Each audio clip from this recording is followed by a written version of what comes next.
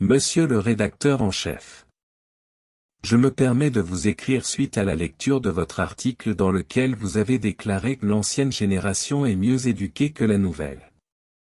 Il est vrai que certaines personnes peuvent croire que l'ancienne génération était mieux éduquée que la nouvelle, mais je suis d'avis que cette affirmation est inexacte.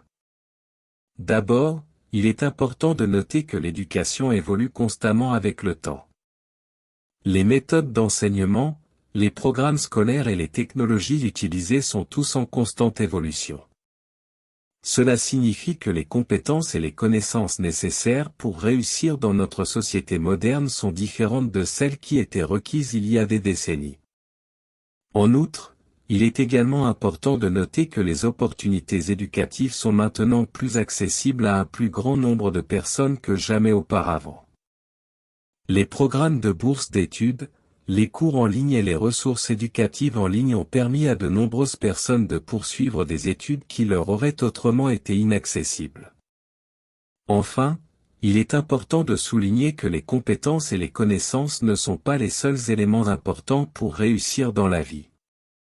Les qualités comme la créativité, la pensée critique, la capacité à travailler en équipe et à résoudre des problèmes sont tout aussi cruciales pour réussir. Ces compétences ne peuvent pas être mesurées simplement en comparant les résultats scolaires d'une génération à l'autre. En résumé, je crois que l'affirmation selon laquelle l'ancienne génération était mieux éduquée que la nouvelle est inexacte. Les compétences et les connaissances nécessaires pour réussir dans notre société moderne ont évolué, et les opportunités éducatives sont plus accessibles aujourd'hui qu'elles ne l'ont jamais été auparavant. Je comprends néanmoins que les autres ne soient pas du même avis que moi.